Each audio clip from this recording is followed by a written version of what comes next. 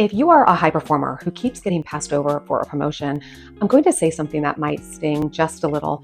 You're not being overlooked, you're just grossly misunderstood. And that misunderstanding is what's costing you leadership opportunities. You're not stuck because you're underperforming. You're stuck because the people deciding your future are perceiving you differently than you think. I spent over 20 years as a senior vice president and head of HR inside of Fortune 500 companies.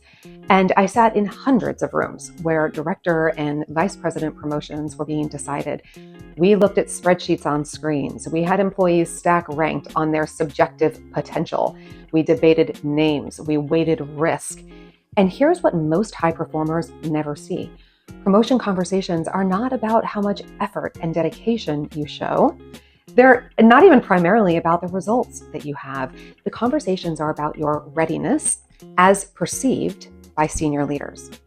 So when your name comes up, no one's saying, does she work really hard? Does he really care about the organization? Are they staying really busy? Does she say yes to everything I ask? Instead, the conversation is like this.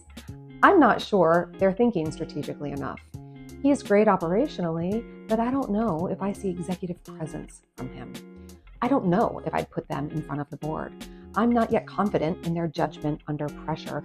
These are the comments that make it clear what perception decision makers have of you, and this is what determines your promotional timeline. And unfortunately, most of the time, you never hear any of this feedback, mainly because managers are terrible about delivering candid feedback, but that's a video for another time. But this gap between what you think decision makers are looking for and the actual conversation behind closed doors is what I call the perception gap.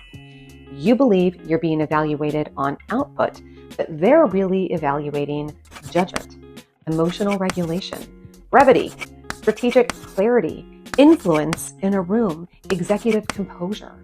And none of that will show up on your KPI dashboard, but it does show up, often without you even knowing it, in every meeting you're in where decision makers see you in action.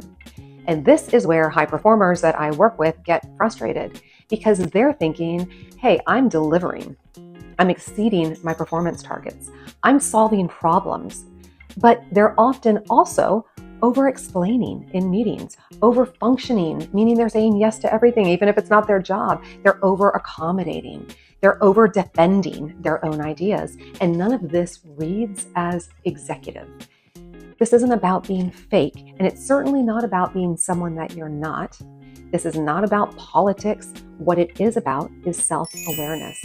And when we're aware, we can make conscious decisions about how we want to come across instead of continuing to operate in autopilot. In my 20 years of experience in HR, I can tell you that for most of us, the first shift towards a senior level promotion is self-awareness. It's not visibility, but awareness. You have to understand, how do people experience me? Not how do I think I'm coming across, or how do my peers see me? But rather, how do senior decision makers experience me? How do they feel leaving a meeting that I was in? Are they seeking my opinion and my thoughts? Or am I just in these meetings as a silent observer? Here's something you can do today. I love practical, usable advice. I call this one the 3-lens reflection. So after your next senior level meeting, ask yourself 3 questions. Number 1 is for clarity. Did I elevate the conversation or did I stay tactical? Number 2 is for composure.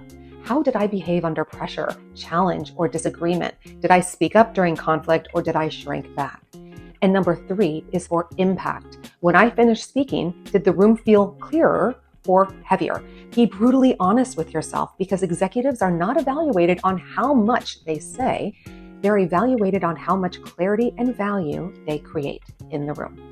And if you don't close this perception gap, one of 2 things will happen. Either you keep working harder for incremental progress, or your frustration mounts and you start really believing that you're treated unfairly. And sometimes you are, but far more often, you're simply not yet being perceived as ready. The leaders who move up fastest do 3 things. They develop deep awareness on how they're showing up. They operate with executive authority, not just competence. And they accelerate through sponsorship and strategic positioning. Awareness, authority, acceleration. That's the path. And if this video hit close to home, good. That means you're ready for that next level. And in my upcoming free live training, I will be walking you through exactly how promotion decisions are actually made behind closed doors and how to deliberately evolve how you're being perceived so that you are chosen faster. If you're serious about promotion this year, head over to my website and sign up for my free newsletter so that you are the first to know when we're going live. Because once you understand what decision makers are really evaluating, you will never walk into a meeting the same way again.